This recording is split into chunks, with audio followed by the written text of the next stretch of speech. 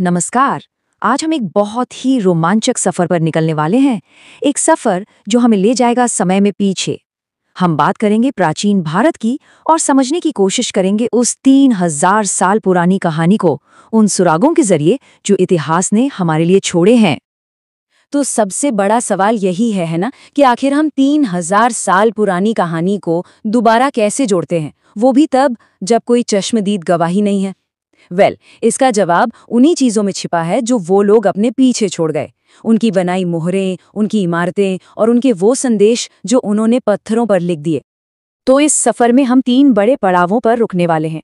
सबसे पहले चलेंगे सिंधु घाटी के रहस्यमयी शहरों में। उसके बाद देखेंगे कि कैसे मौर्य साम्राज्य ने भारत को एक सूत्र में पिरोया, और आखिर में हम पहुंचेंगे गुप्त साम्राज्य के उस सुनहरे दौर में। तो चलिए शुरू करते हैं हमारे पहले पड़ाव से। ये है सिंधु घाटी सभ्यता।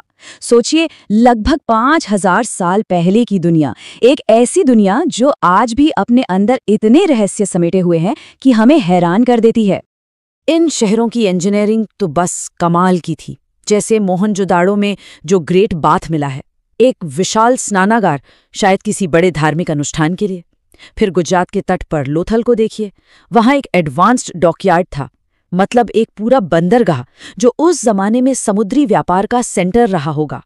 और धोलावीरा में तो पानी बचाने का ऐसा बेहतरीन सिस्टम था जो आज भी मिसाल है।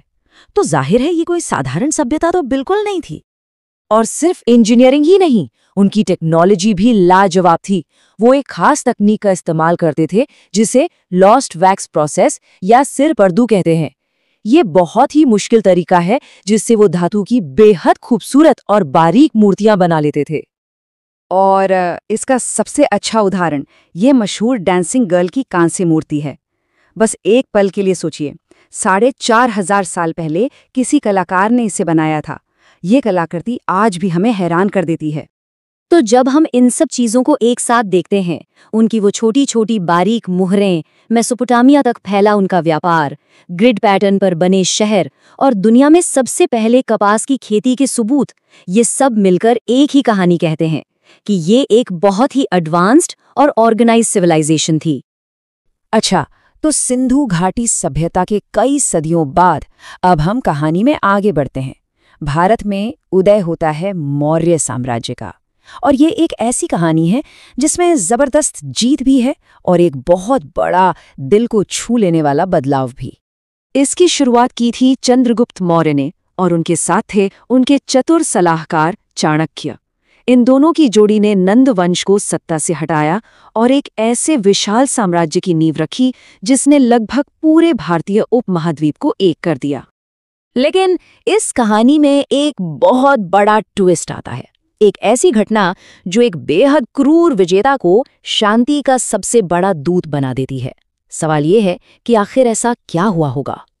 इसका जवाब है कलिंग का युद्ध। साल था 261 BCE। सम्राट अशोक ने कलिंग तो जीत लिया, लेकिन उस युद्ध में जो खून खराबा और तबाही हुई, उसने उन्हें अंदर तक हिलाकर रख दिया। और उसी पल उन्होंने फैसला किया कि वो फिर कभी युद्ध नहीं करेंगे। उन्होंने बौद्ध धर्म अपना लिया। और इसके बाद अशोक ने एक नया रास्ता अपनाया, धम्म का रास्ता, यानी नैतिकता और सही आचरण का रास्ता।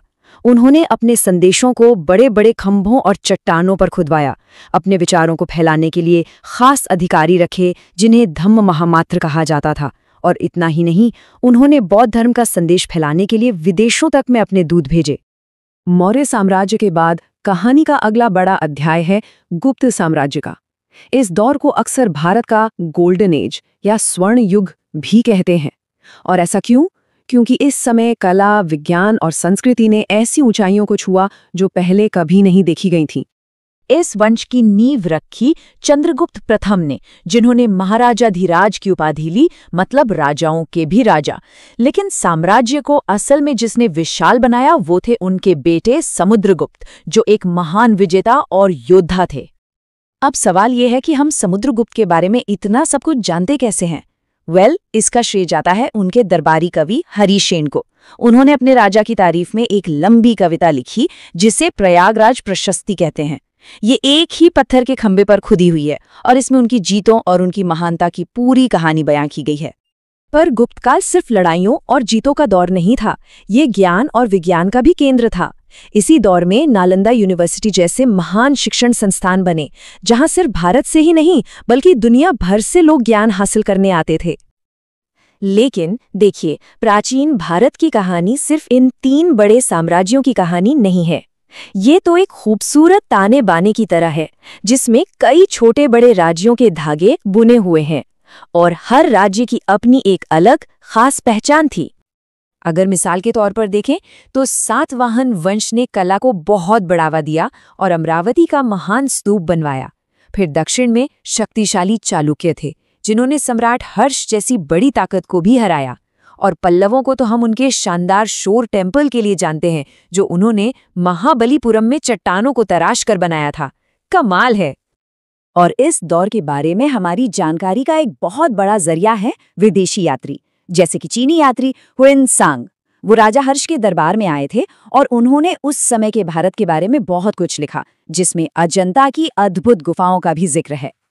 तो इन सभी साम्राज्यों और राजवंशों के बाद आखिर में हमारे लिए क्या बचा? उन्होंने अपनी कहानियों को, अपनी विरासत को पत्थर में हमेशा के लिए कैद कर दिया। एक ऐसी विरासत जो आज भी हमारे साथ है, जिसे हम देख सकते हैं, छू सकते हैं। और ये विरासत हमें कई खूबसूरत रूपों में दिखती है। कहीं ये धमेक जैसे बौद्ध स्तूपों में है, तो कहीं अजंता जैसी चट्टानों को काटकर बनाई गई गुफाओं में, और कहीं ये एलिफेंटा की त्रिमूर्ति जैसी भव्य मूर्तियों में जिंदा है। ये सब कला और आस्था का एक बेजोड़ संगम है।